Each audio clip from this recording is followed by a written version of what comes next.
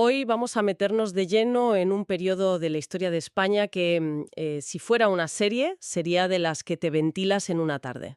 Hablamos de 1871 a 1874. Poquísimo tiempo. Es un lapso brevísimo, sí, pero de una intensidad, bueno, brutal. En apenas 3 años, España intenta una monarquía con un rey traído de Italia y, al fracasar, se lanza a su primera experiencia republicana. Que consume 4 presidentes en menos de un año. Es increíble. Exacto. La fuente que tenemos es un texto de historia muy directo, lo que nos va a permitir ir al grano de todo este torbellino. La misión es entender por qué se estrellaron estos dos proyectos y, sobre todo, qué nos dice eso sobre un país que, bueno, no encontraba la forma de gobernarse. Vamos a desgranar esto. Y es que, para entender el caos, hay que entender el vacío que se intentaba llenar. Todo esto es la resaca de la Revolución del 68, la gloriosa, Claro. que acababa de hacer algo que era impensable: echar a los Borbones. Isabel II está en el exilio, así que España es como una página en blanco, y la élite política intenta dibujar un nuevo país a toda prisa. A la desesperada, casi. Totalmente. Lo fascinante aquí no es solo el fracaso, que también, sino ver cómo un país intenta reinventarse de arriba a abajo y choca frontalmente con todas sus contradicciones. Pues empecemos por ese primer borrador de país nuevo. Buscar un rey.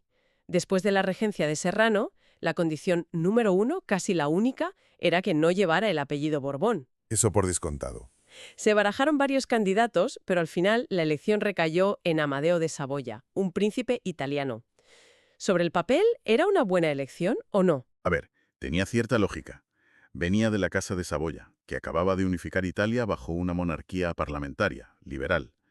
Se suponía que traía esas credenciales modernas, ¿sabes? Ya.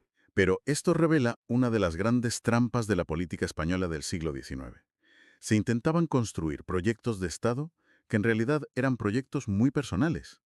La monarquía de Amadeo no era una institución sólida con apoyos reales. Era fundamentalmente el proyecto del general Prim. Y ahí es donde la historia da un giro de guión, pero terrible. Uf, Amadeo acepta el trono, se embarca hacia España y justo mientras está navegando, su único y gran valedor, el general Prim, sufre un atentado en Madrid. es que el momento es clave. Claro, cuando Amadeo desembarca en Cartagena a finales de diciembre de 1870, la primera noticia que recibe es que Prim ha muerto. No ha pisado la capital y ya está completamente solo. Es una escena fundacional de su reinado. Es que es así. Llega a un país que no conoce, cuyo idioma chapurrea, para liderar un proyecto político cuyo arquitecto, o sea, su único apoyo, acaba de ser asesinado. Se queda huérfano de poder. Desde el minuto cero. Sin Prim, para la mayoría de la clase política y del pueblo, no era un rey constitucional. Era simplemente un extranjero, un advenedizo, y sus enemigos, claro, no tardaron en olérselo. Claro, es que el tablero político estaba completamente en llamas. Me da la sensación de que si solo nos quedemos en las conspiraciones de Palacio, nos perdemos la mitad de la película. La oposición le venía de todas partes. De absolutamente todas. Era un asedio en toda regla. Por un lado tenías a los monárquicos de toda la vida, los moderados, con Cánovas del Castillo a la cabeza. Que jugaban a dos bandas. Exacto. Participaban en el sistema, pero por debajo conspiraban para restaurar a los Borbones en la figura del hijo de Isabel II, el futuro Alfonso XII, y contaban con el apoyo de la aristocracia, de la burguesía financiera, que veían el experimento de Amadeo como algo demasiado inestable. Luego estaban los carlistas, que, bueno, que directamente se echaron al monte. Exacto. Para ellos, Amadeo era un rey liberal y extranjero, doble afrenta. Así que en el 72 inician la Tercera Guerra Carlista, reclamando el trono para su pretendiente Carlos VII. O sea que el rey tenía una guerra civil abierta. Durante casi todo su reinado, sí, sí. Y por si fuera poco, en el otro extremo del espectro ideológico estaban los republicanos, que cada vez tenían más fuerza, y lógicamente pues no querían un rey, querían una república. Es decir, tenía en contra a la derecha, a la ultraderecha y a la izquierda. Vaya panorama. Pero la fuente también apunta que los problemas iban más allá de los partidos. ¿Qué pasaba en la calle, en el resto del país? ¿Que el país será un polvorín? Hay que sumar más capas de conflicto. Primero, la Guerra de los 10 años en Cuba. Llevaba desde el 68 activa, y era un sumidero de dinero, de soldados, de prestigio. Un desgaste enorme. Enorme. Generaba un malestar tremendo en el ejército y en la población. Segundo, el movimiento obrero. Estamos en plena Primera Internacional. Las ideas anarquistas y socialistas están entrando con una fuerza arrolladora, en las ciudades, en el campo andaluz. Hay huelgas, protestas, una tensión social que el sistema liberal de Amadeo no sabía ni cómo empezar a gestionar. Y me imagino que la economía tampoco ayudaría mucho. En absoluto. A todo esto se sumaban constantes protestas por la crisis económica, que no era algo abstracto. Hablamos de una deuda pública disparada y del precio del pan por las nubes, que para la gente de a pie era la única política que de verdad importaba. Claro. Y para rematar, la Iglesia. La Casa de Saboya le había arrebatado los estados pontificios al Papa en la unificación de Italia. Para el clero español, Amadeo era el hijo del ladrón de Roma. La hostilidad era total. Con este panorama, yo me pregunto, ¿hasta qué punto fue un fracaso personal de Amadeo o era de verdad una misión imposible? Si hubieran traído a otro príncipe europeo, ¿habría cambiado algo? Es muy poco probable.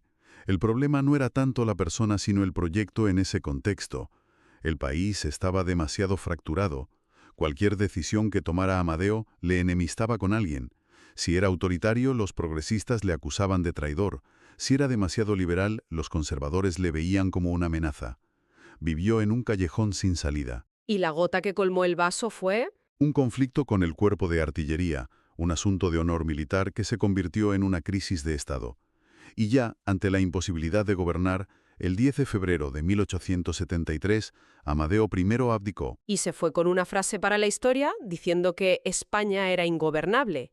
Pero, a ver, lo que pasa justo después es casi más sorprendente. Al día siguiente de la abdicación, las Cortes, que eran de mayoría monárquica, se reúnen y proclaman la República. ¿Cómo se come eso? Ahí está una de las claves más cínicas y fascinantes del periodo. Como señala el historiador Jorge Vilches, fue una estrategia de los monárquicos para ganar tiempo. No se lo creían ni ellos. ¿Qué va? No creían en la República, de hecho, la detestaban. Pero pensaron, bueno, dejemos que los republicanos gobiernen. El caos será tan monumental que en pocos meses todo el mundo estará suplicando la vuelta de los Borbones. Fue, en fin, una república proclamada por sus propios enemigos. Una profecía autocumplida. Lo que nos lleva de cabeza a la segunda parte de esta historia, la República imposible. Un experimento que duró apenas 11 meses, entre febrero del 73 y enero del 74, y que, como habían previsto sus enemigos, se enfrentó a un problema existencial desde el minuto 1. Exacto. La gran pregunta que lo dinamitó todo fue, vale, pero ¿qué tipo de república? Porque el gran drama es que ni los propios republicanos se ponían de acuerdo. Y no eran pequeñas diferencias, ¿eh? Eran dos modelos de país completamente antagónicos. Y esa división fue, desde el primer día, la gran debilidad de la República. Nacieron ya peleados entre ellos. Expliquemos esa división, porque es que es fundamental para entender el lío. Por un lado, estaban los republicanos unitarios. Eran, digamos, herederos de la tradición jacobina francesa.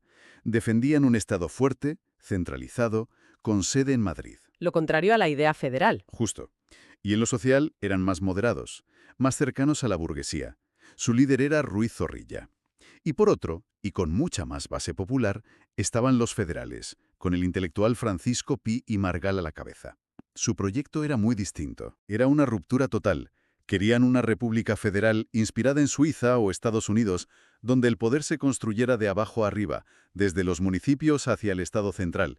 Y además defendían un programa de reformas sociales muy profundo y un laicismo radical. Es que lo de los presidentes es increíble. Cuando lees que tuvieron 4 en menos de un año, la primera reacción es pensar, ¿pero cómo es posible? ¿Qué pasó ahí? Es casi un presidente por estación. Es la mejor forma de visualizar el vértigo de los acontecimientos. El primero fue Estanislao Figueras, un federalista que intentó empezar con gestos populares. Sí, la fuente destaca que suprimió las quintas, el servicio militar obligatorio. Que era odiadísimo, claro, porque los ricos podían pagar para librarse e iban siempre los hijos de los pobres. También quitó los impuestos de consumo que encarecían los alimentos básicos. Y un hito muy importante, abolió la esclavitud en Puerto Rico. Pero duró 3 meses. Porque una cosa son las buenas intenciones y otra la realidad. El Estado no tenía un duro. Los problemas que hundieron a Amadeo seguían ahí. Guerra carlista, guerra de Cuba. Y su propio partido estaba fracturadísimo. Incapaz de controlar la situación, Figueras dimitió. Y bueno, literalmente, se fugó a Francia sin avisar a nadie. Menudo final. Y eso dio paso al segundo presidente, al gran ideólogo, Francisco Pi y Margall. Un personaje fascinante.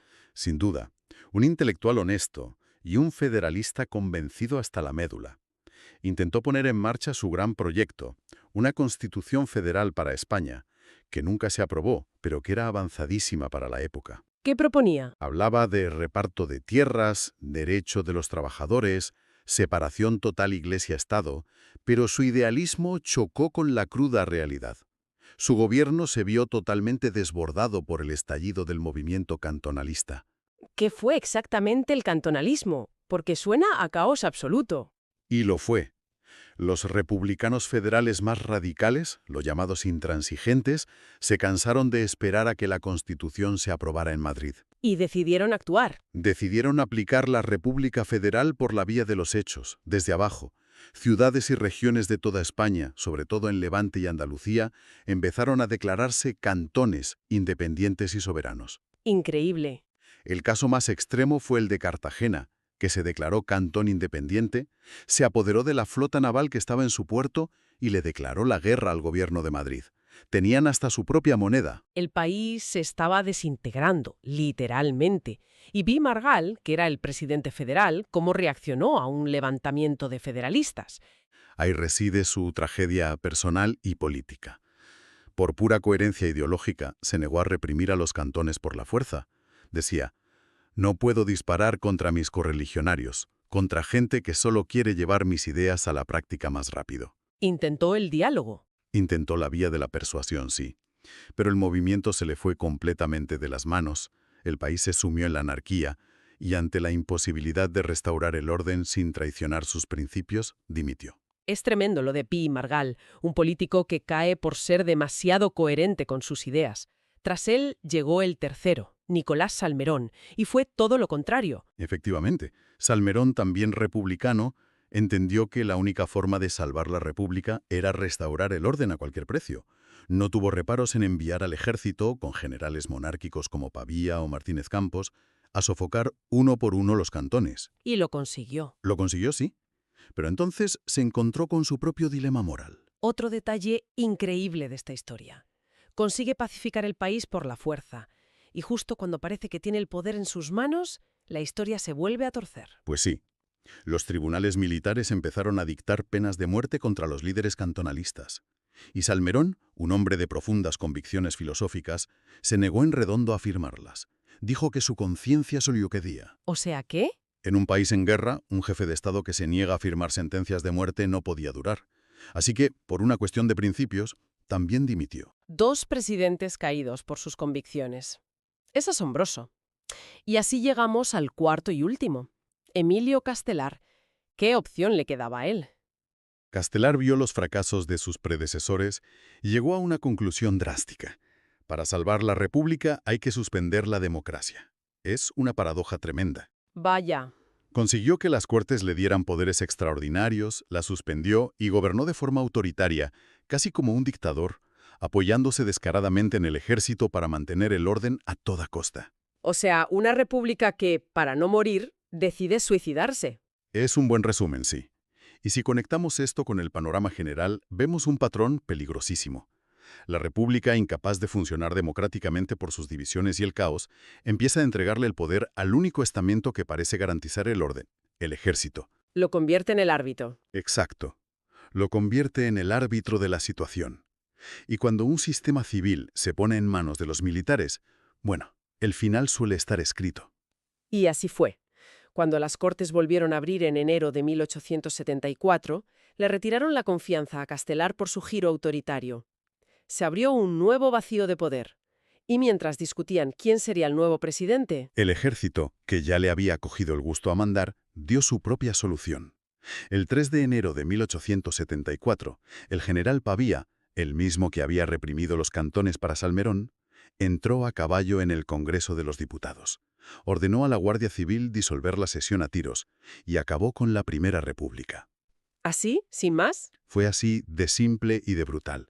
Un general entró y apagó la luz. ¿qué final? Ha sido un recorrido vertiginoso por dos proyectos que nacieron con mucha ambición y murieron, la verdad, muy rápido. Un intento de monarquía moderna y una república idealista que se hicieron añicos contra la realidad de un país que era un rompecabezas imposible de armar. Hemos visto, en fin, un rey abandonado a su suerte y una república que se devoró a sí misma. Exacto. Y todo este relato de fracasos nos deja una pregunta de fondo, una reflexión final que creo que es lo más importante que podemos sacar de todo esto. A ver, dispara. Teniendo en cuenta la profunda fragmentación de la España de la época, o sea, monárquicos contra republicanos, centralistas contra federalistas, la guerra carlista, la de Cuba, la crisis económica, la cuestión obrera. ¿Era realmente posible que cualquier proyecto político democrático, ya fuera la monarquía de Amadeo o la república, pudiera estabilizar el país en ese momento? Buena pregunta. ¿O, por el contrario, estaba el sistema, fuera cual fuera, condenado al colapso hasta que una fuerza autoritaria impusiera el orden por la fuerza, como ocurriría apenas un año después con la restauración de los Borbones?